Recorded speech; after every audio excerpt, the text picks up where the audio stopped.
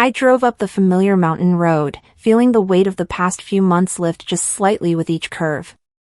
The air was crisp, tinged with early spring blossoms, and the late afternoon sunlight cast long shadows on the worn asphalt. I hadn't been to the lodge in months.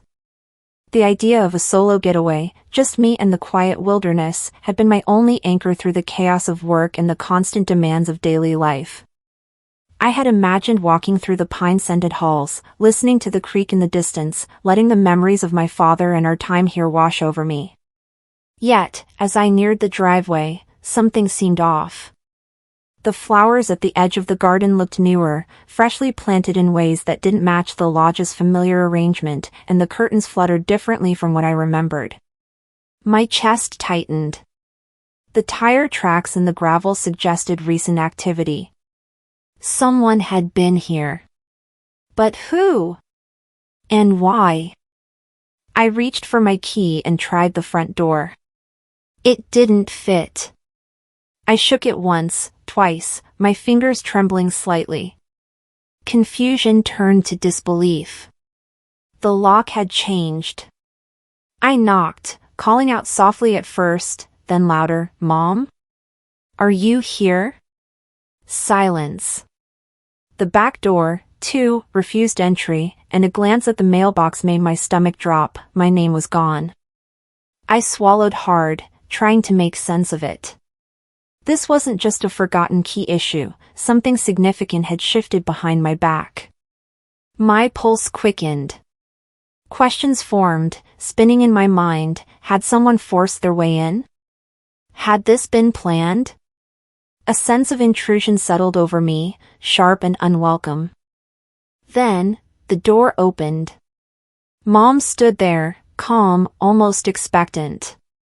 Her eyes met mine without a flicker of guilt or hesitation.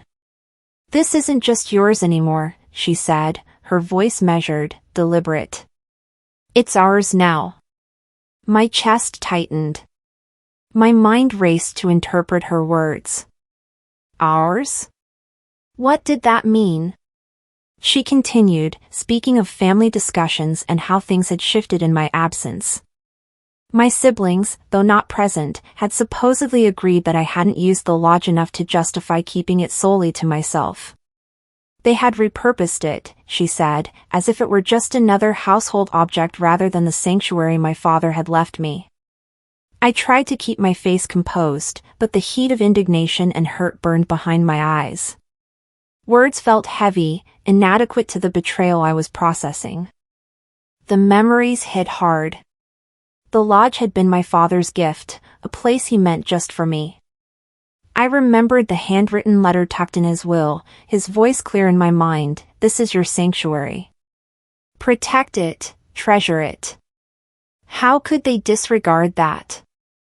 How could my father's intent, his voice, and his memory be so casually dismissed?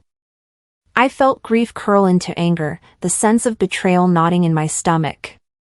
My mind searched for legal loopholes, the faintest indication that perhaps something had been forged, twisted, or misconstrued to justify this act. Every instinct screamed that this was wrong, that I had been robbed of more than just property. I had been stripped of trust, of legacy. I stepped back from the lodge, letting the cool spring air hit my face, trying to regain composure. Memories of painting walls, planting trees, and setting up the fireplace flitted through my mind, each one a painful reminder of what was now inaccessible. My belongings, my projects, even my father's mementos, what had become of them? And beyond the physical loss, a deeper ache lingered, the realization that my place within my own family had shifted. The warmth of home had cooled, replaced by suspicion, resentment, and a sense of displacement. Betrayal seemed to come from every direction, not only from Mom but from the silent agreement of others. I took a deep breath, forcing myself to stay calm, telling myself that understanding, not reaction, would be my path forward. I would uncover the truth before making a move. I owed myself that much. My phone buzzed, drawing my attention. One new voicemail. Hesitant, I pressed play.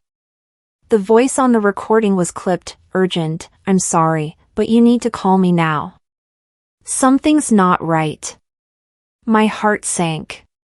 The call ended abruptly, leaving only the echo of alarm in my chest.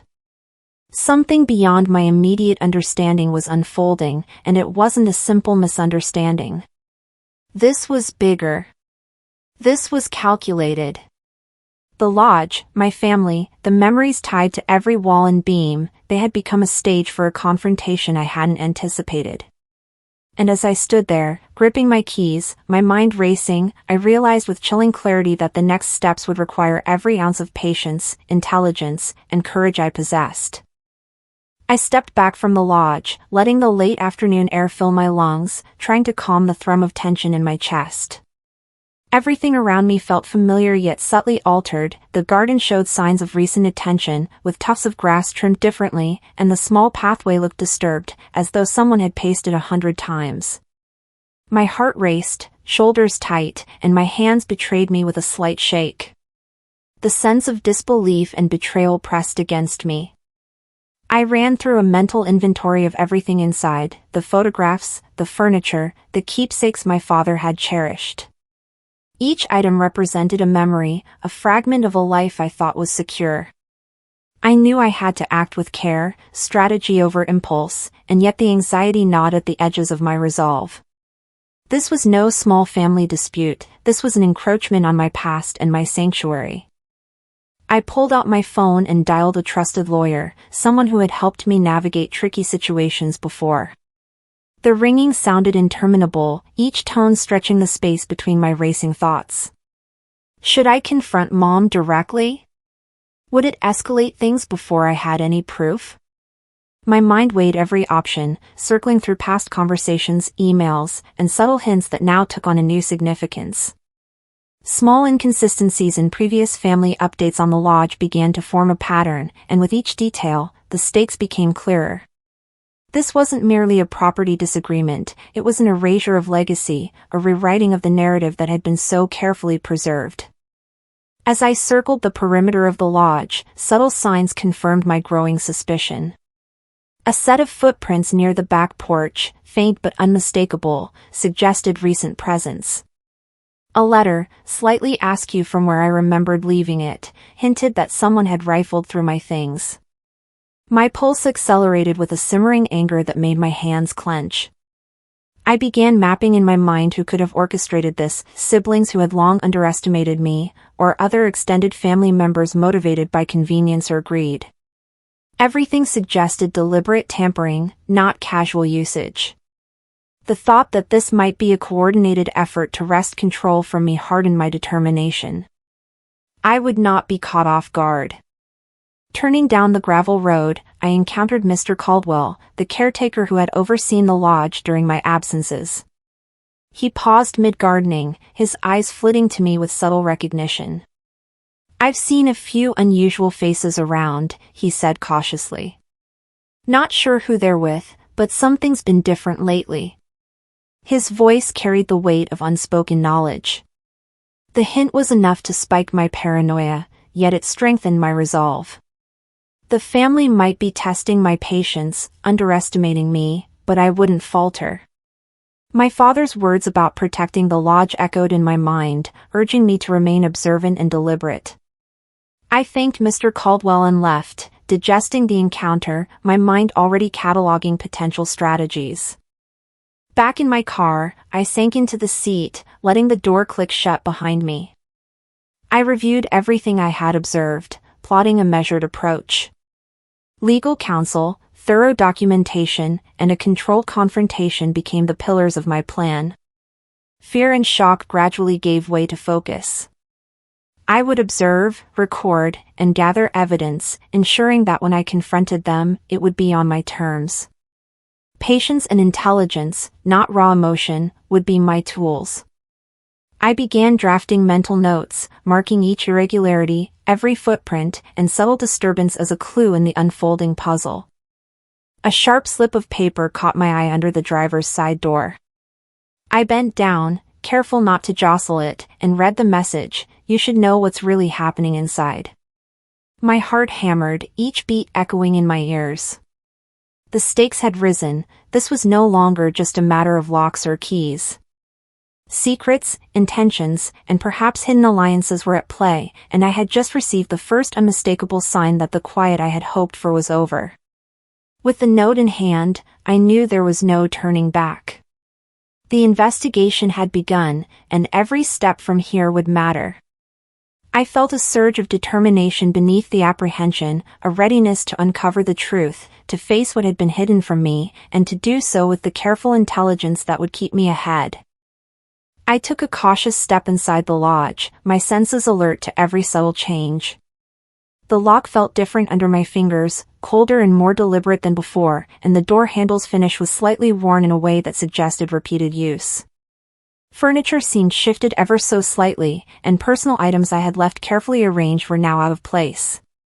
A simmering anger rose with the realization that my family had crossed boundaries without a word, rearranging my sanctuary as if it no longer belonged solely to me. I paused in the entryway, assessing which rooms might hold the most sensitive evidence, letters, photographs, anything that could reveal intentions I hadn't anticipated. Every step I took was measured, tactical, as I moved through the lodge, seeking clarity without inviting confrontation.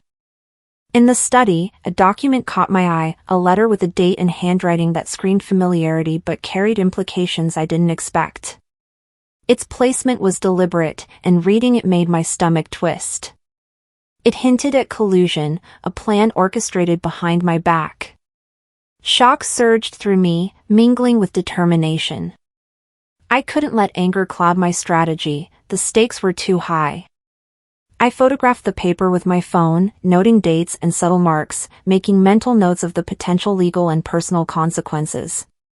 Each observation sharpened my awareness, reinforcing the need to document everything discreetly before my family realized I was watching.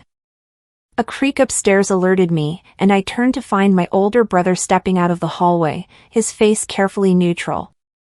"I didn't expect you back so soon," he said, a hint of challenge in his tone. I forced a calm nod, responding with measured words, concealing the storm brewing inside me. Through his subtle remarks, I recognized the manipulations, the veiled threats and passive judgments designed to unsettle me. I studied him, noting his reactions, strengths, and weaknesses. It became clear my family underestimated my intelligence and resolve, assuming I would react emotionally rather than strategically. That underestimation would be my leverage. Moving through the living room, I noticed inconsistencies, receipts left in unusual places, notes of recent communication I hadn't been copied on. Each anomaly formed a mental map of suspects and motives. The controlled anger within me became a tool for focus, guiding my observations and internal calculations. I considered timing, potential leverage, and the evidence I would need to mount a measured response. These details connected to prior anomalies around the lodge's perimeter, forming a pattern of deliberate intrusion and manipulation. I stepped back outside, taking the short walk to my car parked nearby, and settled into the seat with a slow exhale. Here, in the temporary safety of distance, I began drafting a strategy. I would observe, record, and prepare evidence, all while avoiding overt confrontation. Scenarios ran through my mind: how to question without revealing my awareness, how to reclaim control without providing them a single opportunity to anticipate my moves. I rehearsed conversations silently, ensuring intelligence and foresight guided my approach. The lodge, and everything my father had entrusted to me, would not be taken lightly. Then, as the sky dimmed and shadows stretched along the treeline, I noticed a small glint under the eaves of the porch. A camera lens, subtle but unmistakable, pointed in my direction. My pulse quickened, tension lancing through every nerve.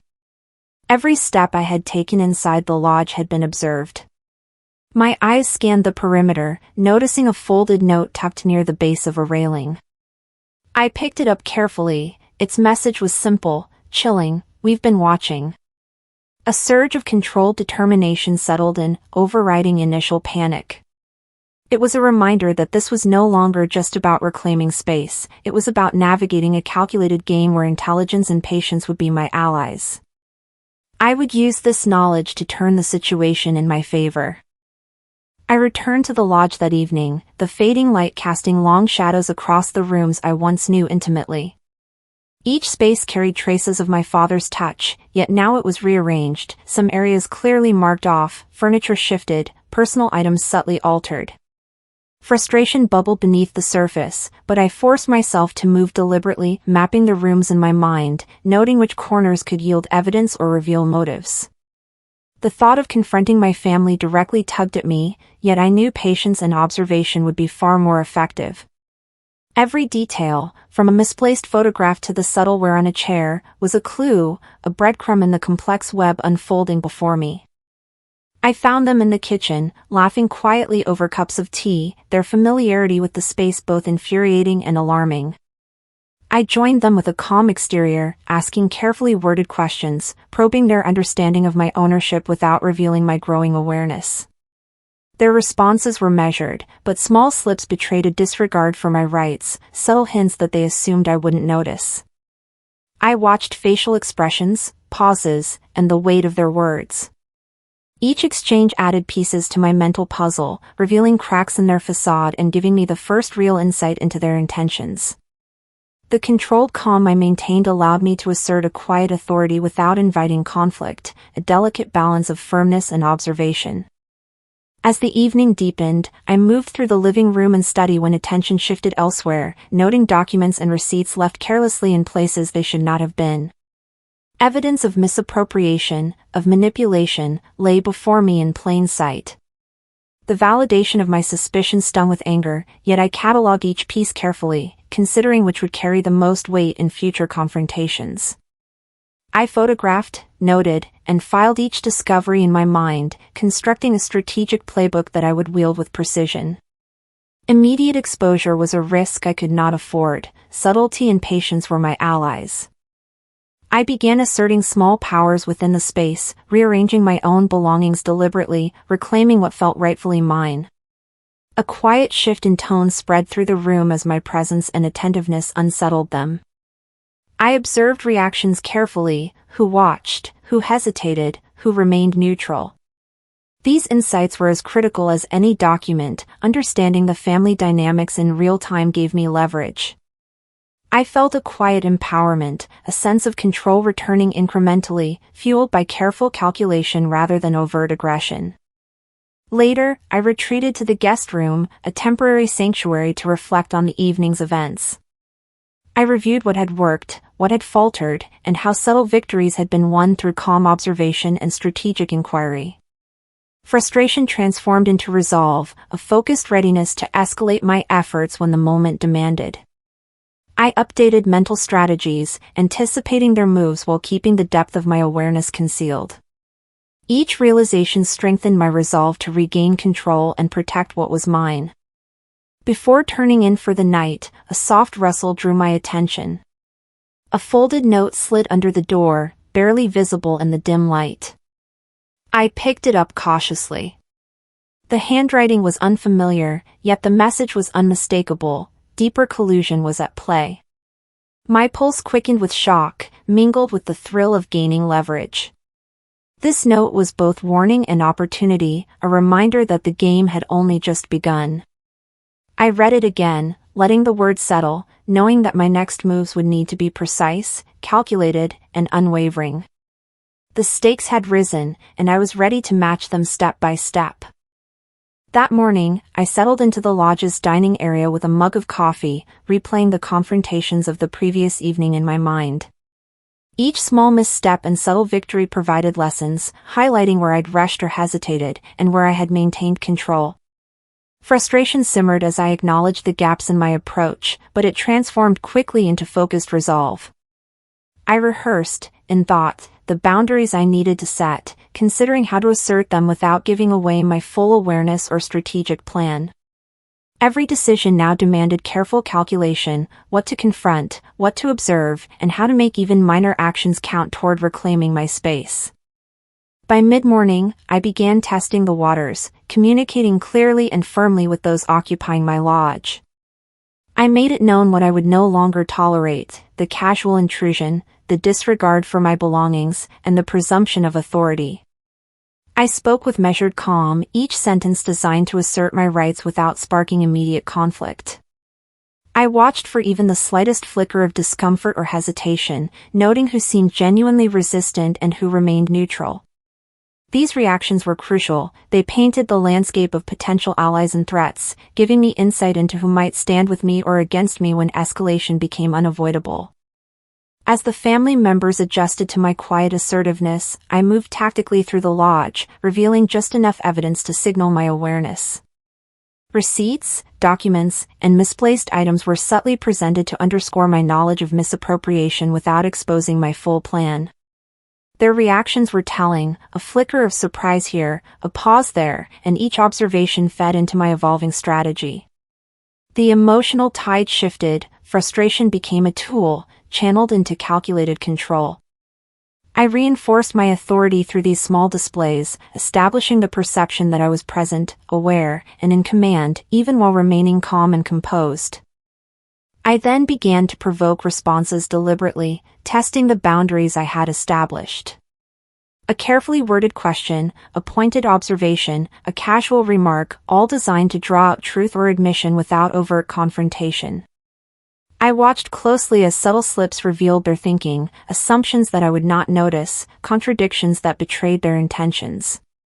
Satisfaction stirred beneath my surface calm. These moments, small victories in themselves, allowed me to map weaknesses and identify leverage points for the future. The family's psychology became a chessboard, each move measured and stored in my mind for the decisive game ahead. After the morning engagements, I retreated to a quiet corner, reviewing every interaction, every reaction, and every piece of evidence I had quietly secured. The outcomes were clear, successes to build upon and minor missteps to correct. Calm reflection allowed me to refine my strategy, updating mental plans for when confrontation escalated, while maintaining the psychological upper hand. My boundaries were reinforced in my mind, and I set a tone for the family, subtle yet unmistakable, that the lodge and its memories belonged firmly within my awareness and control. Before leaving the room, I noticed a subtle change in the behavior of those around me, a quiet glance exchanged, a hesitation in movement. It was small, almost imperceptible, yet it hinted at alliances and intentions hidden just beneath the surface. My pulse quickened with cautious excitement, recognizing that each calculated move was nudging the family toward disclosure and vulnerability.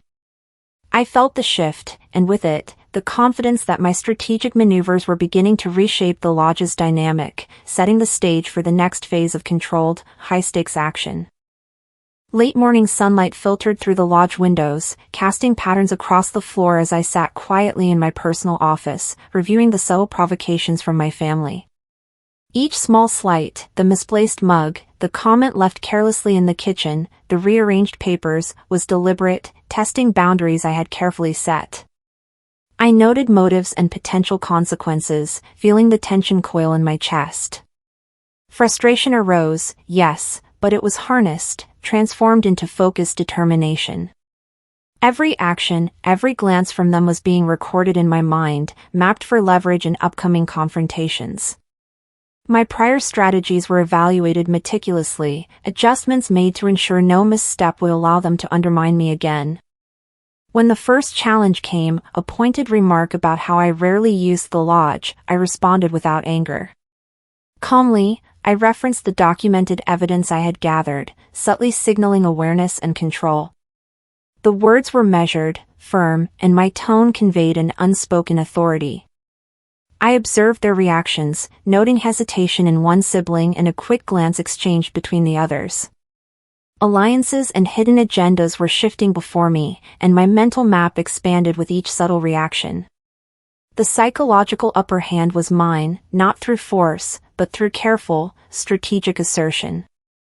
As the morning progressed, they attempted more direct challenges, questioning my decisions and undermining authority. Each time, I faced the choice, escalate now or wait for the perfect moment. Patience became my shield. I responded with verbal finesse, testing their assumptions while documenting reactions silently. Anxiety mingled with calculation, I analyzed vulnerabilities, planting seeds for the inevitable counterstrike. A misplaced document, a seemingly innocuous comment, these became clues and opportunities. I navigated the tension with precision, transforming conflict into controlled observation. Identifying allies within the family became essential. One cousin, previously neutral, revealed subtle cues of support when I provided small, strategic concessions. These alliances, though quiet, offered leverage. I tested boundaries carefully, noting who pushed, who held back, who could be influenced. Critical insights formed a foundation for larger maneuvers, all while maintaining a facade of composed calm. I was learning their weaknesses, their triggers, and their patterns, every interaction reinforcing my plan for reclaiming authority. Midday brought a reflective pause. I withdrew to my office, consolidating observations and assessing internal growth. Calmness replaced the morning's tension, and a renewed determination settled in. I refined my next steps, confirming my psychological positioning within the family dynamic. Every minor escalation, every controlled pushback, had served a purpose, to strengthen my stance and prepare for the high-stakes moves still to come. I could see the shape of the confrontation taking form, measured and precise. Just as I prepared to step back into the main living area, a subtle shift caught my attention, a fleeting glance, a hesitated gesture, and the faint rustle of a whispered conversation. Something was unfolding beyond what I had anticipated, a hidden plan or imminent challenge taking shape. My pulse quickened with alert excitement. The stage was set for the next phase, where every action, every word, and every carefully timed move would matter. I was ready to stand firm, fully aware that the next steps could determine the balance of power within the lodge. The late afternoon sun slanted through the lodge windows, painting the living room in golds and ambers as I settled into a quiet corner of the study. I thought back over the weeks of subtle provocations, calculated confrontations, and the hidden maneuvers I had witnessed. Every displaced item, every slip of the tongue by a family member, every glance I had caught out of the corner of my eye suddenly made sense. A clarity settled over me, sharp and invigorating. I could see the weaknesses, the predictable responses, the points of leverage. Frustration lingered, a ghost of past irritation, but it fueled the recognition that hesitation would no longer serve me. Timing, positioning, and the careful orchestration of responses became clear in my mind. I was ready to act decisively, no longer on the defensive. With that clarity came a subtle confidence, a calm determination that allowed me to move through the lodge without overt confrontation. I adjusted my posture, my expressions, and the tone of my voice as I interacted with the family members present. Every small act was a test, every word carefully measured, gauging reactions without revealing the full depth of my plan. I noticed slight shifts in alliances, subtle signs of unease when I asserted small victories, and tiny hesitations when I claimed space that had been quietly mine. My movements were deliberate, indirect, but authoritative, a quiet reminder that I had not been idle. I prepared contingencies for disruptions, knowing that at any moment the fragile equilibrium could be challenged. I began testing boundaries, experimenting with minor assertions that brought small victories, reclaiming an overlooked corner of the living room, restoring personal items to their rightful place, quietly correcting misrepresentations of my authority. Each small success reinforced confidence and bolstered my psychological positioning. I watched the subtle reactions of the family, noting who faltered and who adapted, all while mentally recording each response. These victories were quiet, almost imperceptible, but powerful. They were the foundation for the decisive moves I would need soon, a way to ensure that when the confrontation escalated, I would not be caught unprepared. Despite the outward calm, the internal struggle persisted. Immediate action promised relief but carried risks, and inaction allowed the subtle undermining to continue. The tension was palpable, anxiety simmered beneath the surface, and every decision carried moral weight. I balanced the need for justice with the necessity of strategy, refining each move to protect both my interests and the boundaries I had long maintained. I thought of past compromises and missteps, using them as lessons to guide a more ethical, calculated approach. The mental chessboard was set, and I was prepared to play carefully, anticipating consequences before they unfolded.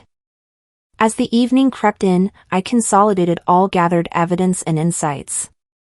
Receipts, letters, and subtle clues became tools, each one integral to a future confrontation that had been taking shape in my mind for weeks. I rehearsed the steps, the words, the timing of each action, ensuring that when the moment came, nothing would be left to chance. My anticipation grew, steady and focused, a blend of resolve and strategic patience. Every preparation sharpened my awareness, heightening my readiness for the pivotal confrontation I knew was imminent. Then, as I paused to review my mental plan, a shift in the household caught my attention, a hushed conversation, the careful avoidance of eye contact, a subtle change in the rhythm of movement. The antagonists were making a move, and it would demand my immediate response. My pulse quickened, a mixture of tension and alert anticipation filling me. This was the moment everything I had prepared for would be tested, the turning point where strategy, patience, and inner strength would converge. I was ready. Evening had draped itself across the lodge, shadows stretching long across the main hall and dining area, as I prepared for what I had been building toward for weeks. I laid out every piece of evidence I had collected, the misplaced receipts, letters, and subtle clues carefully documented in my notebook. Each item represented a step in a sequence I had observed, a pattern of deception that now, finally, could be confronted.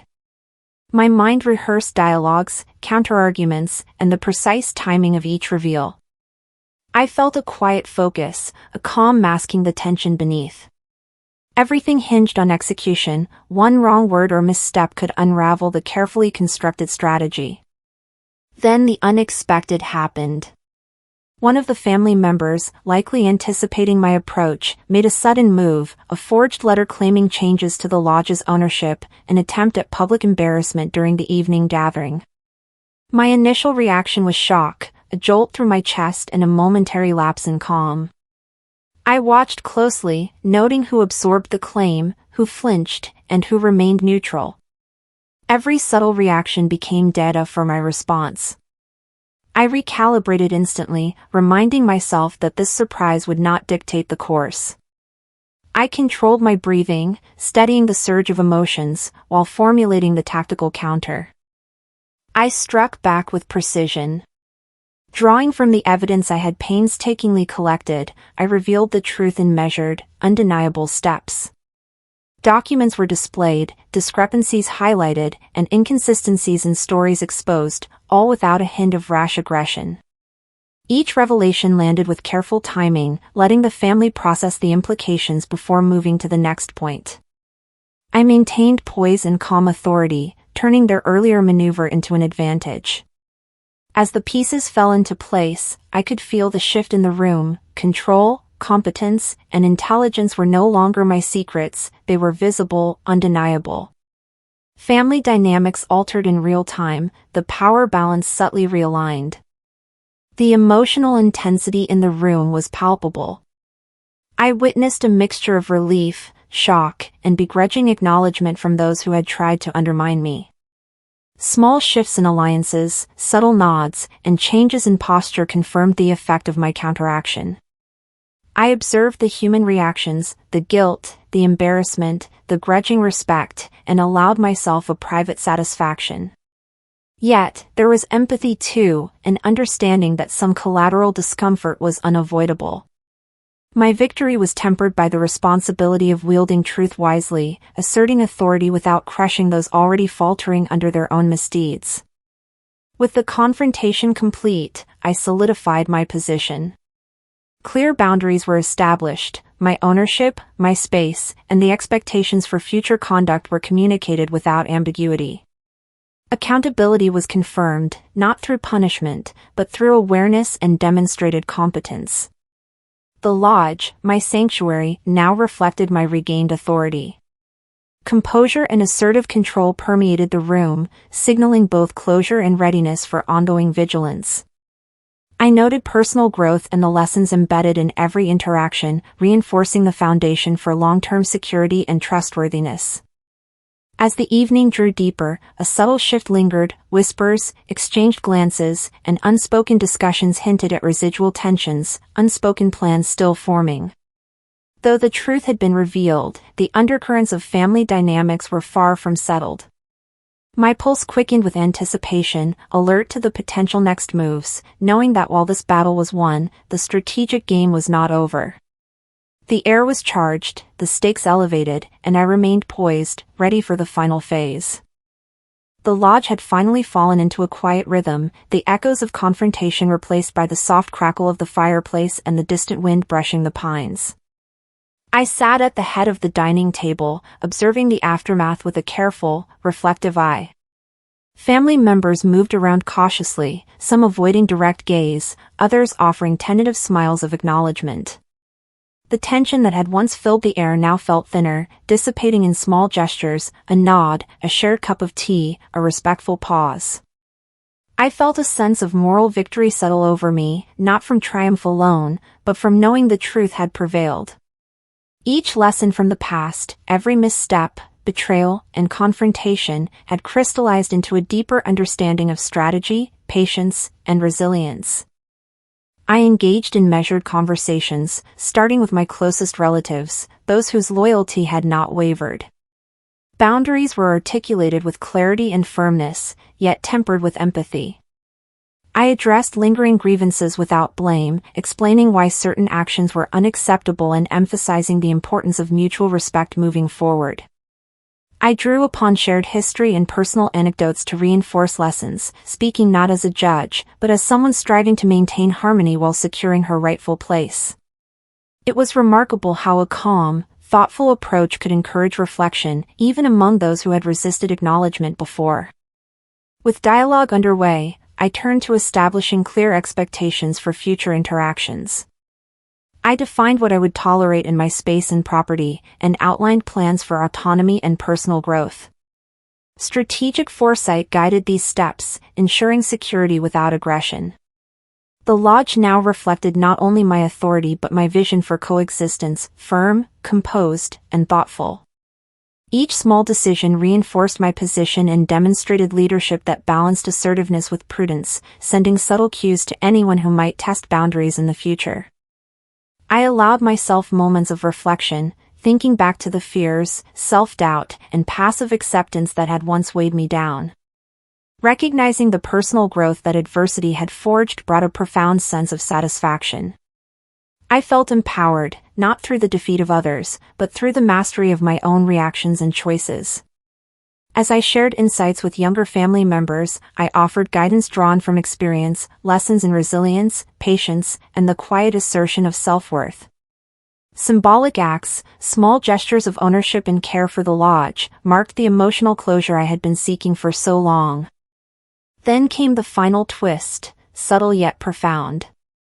A note slipped under the study door revealed acknowledgement from an unexpected quarter, a distant relative or former skeptic expressing respect and offering assistance for future endeavors. It was a reminder that even after upheaval, unexpected allies could emerge, and that resilience was often rewarded in unseen ways. Hope mingled with empowerment, signaling that the journey ahead held possibilities beyond the conflicts of the past. Though minor tensions remained, the path forward was clear, illuminated by lessons learned and authority regained.